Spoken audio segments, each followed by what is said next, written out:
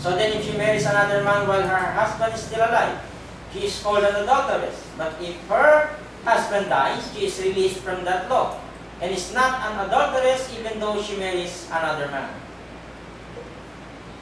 Sa unang Korinto 7:39, sa ASND naman, ang asawang babae ay nakabuklod sa pamamagitan ng batas, itinali. Kaya kinasal, itinali ng kautusan. Diba? Sa pamamagitan ng batas sa kanyang asawa, hanggang ang lalaki ay nabubuhay.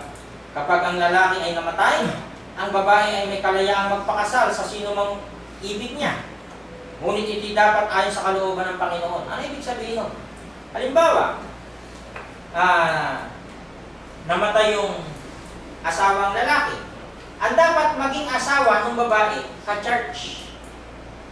Hindi pwede iba. O di ba ganun din sa Israel? Baka naman Brother Willard, balikan intindi dyan. Hindi. ASND yan. O ibang version. FSB naman tayo. Ang asawang babae ay nakatali habang nabubuhay ang kanyang asawa. Ngunit kung namayapa na ang kanyang asawa, malaya na siyang mag-asawa sa kanino mang nais niya. Basta sa kapwa nasa Panginoon. O hindi ka church.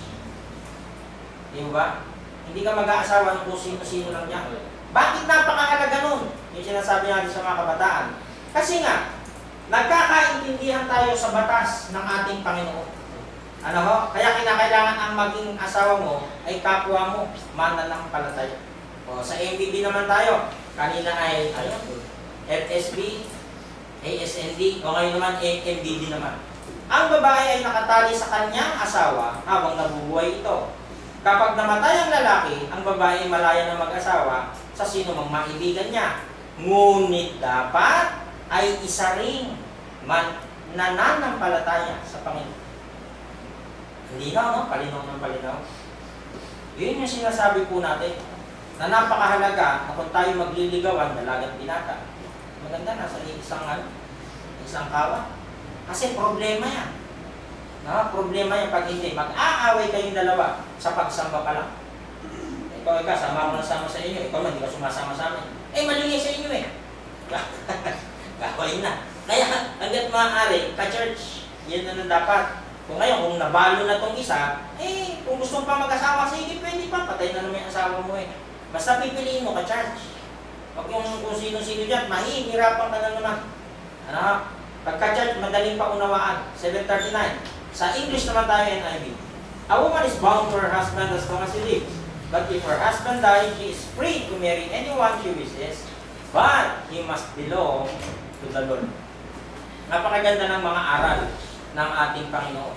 Ang pag-aasawa ay hindi katulad ng mainit na kanin na kapag isinubo mo at napasok ka ay pwede mong iluwa. Bakit? Tabig lang. Hindi pwede yung gano'n na, ay, mainit pala. Hindi pwede yun. Ano ka? Hindi pwede. Sa nag-aasawa, ano, bitik bulag? Bitik bulag, gano'n? Hindi. Kaya nga, kilalanin mo yan, yung mapapangasawa mo niyan. Sino yan lalaki na yan? Kuhain mo yung background niyan. Ano ha? Yung babae niyan, tagsama, kuhain mo yung background, huwag kang magmadali. Ano ha? Yung pinapahin natin sa mga kabataan. Hindi na sabihang I love you eh, litong-lito na. Hindi. Kaya ang pag-aasawa, hindi katulad ng mainit na kanin na kapag sinupo mo, tapasok ay pwede mong iluwa. Hindi. Ito ay isa sa mga napakahalagang yugto sa buhay ng isang lalaki at babae na dapat ay pinag-iisipang mabuti at pinaghahandaan bago pasukin. Kasi mabigat eh. Kung sa bahay ninyo, pataas-taas ka ng paa, pa-wifi, gano'n. Pag nag-asawa, hindi na pwede yun. Magtatrabaho ka sa ayaw at sa gusto mo, iiyak ka sa hirap. Kailangan ko palang gumising ng alas 5 ng umaga para magluto, dadating yung asawa ko. Kaya, dati kung gumising ka, alas 11, alas 12. Diba? Sa mga kabataan ako, wala sila ginagaya ko talaga itong huling aplikasyon na to sa mga kabataan para mabuksan sila eh. No? Kasi ang dami nag-aasawa ngayong mga kabataan, pabigla-bigla. Na kailangan paghandaan yan bago yung pasukin. Problema yan. Maraming tao ang nagtatagumpay sa buhay may asawa. Marami din naman ang nabibigo at may wasak na tahanan. Example na yon. Kapag pumasok ka sa buhay may asawa, maraming bagay ang mababago sa iyo. Maraming bagay ang dapat mo nang talikuran, kalimutan at iwanan. Diba? Ma, gusto ko ng high heels. Hindi na pwede yun. Kasi yung pambili mong high heels, gatas. Ako na. No, sayang, wala yung ibang mga kabataan. Gigisingin ko dito sila sa huling balangkas ko na ito eh. Kakalimutan mo na yung pass na yun. Hindi na pwede arte-arte. Magugutom yung baby mo. Diba? Kakalahati pa lang yung gatas, mag-worry ka na. Naku po, 262 260 yung gatas. Napakalakas na ng dumindi ng anak natin. Diba? Tatlo. Di tatlong 26. 26, 2, 4, 6, 6,000, 6,080, o 7,800. 7,800! Ano kukuhain nun? Diba? Kaya malaki ang epekto ng pag-aasawa. Hindi ko tinatakot ha. Pinapaliwanag ko lang. Sa kabila ng katotohanan ito, marami pa rin na nag-aasawa nang wala sa panahon. Kasi may mga 15, sabi ka, may gatas pa sa labi, wala pa kayong alam. Lakas ng loob nyo makipagtalik. Gumawa ng bata, hindi na marunong talaga ng bata. Bibigay sa mga lola, sa wawa naman yung mga ma'am. Para ikang budiga ng mga bata, ilang kayo dito nag-iiwan ng bata. Mula sa kuya mo, nas lalayas kayo. Kawawa naman ako. Halimbawa lang naman yan. Nababasa ko lang kasi kaya ako nasasabi. Pag-aasawa ang sagot sa kanilang mga problema. Akala nila yun eh. Hindi. Akala nila ganoon na lamang kadali ang buhay na ito. Marahil masasabi lamang natin na magiging matagumpay ang buhay may asawa kapag ikay nakatagpo ng taong makakasama mo sa hirap at ginhawa. Eh kung hindi, pinapabayaan ka o bahala ka dyan. Ay nako, parang gusto ko na rin pumalas. Ayoko na. Ganon. Kapag pumasok ang isang tao sa pag-aasawa, dapat ay handa na siyang talikuran ng nakaraan. Ang buhay ng pagiging binata't dalaga, handang tanggapin at harapin ang mga bagay na posibleng mangyari.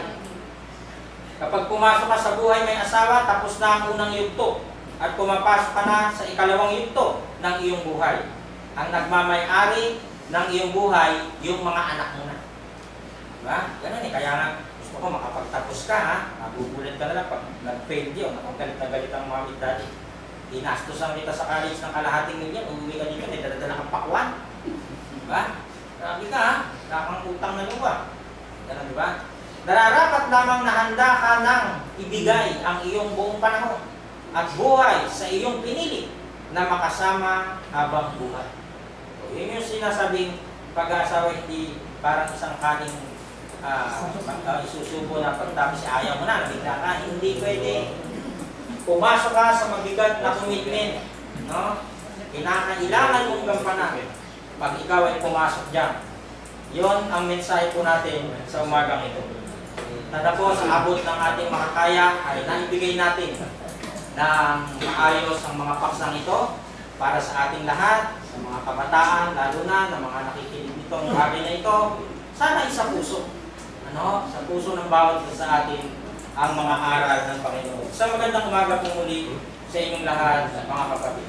Tayo po ay dadako na sa pagpuputol-putol ng tinapay at pagsinunsasalo ng Panginoon. Must Jesus bear the cross alone.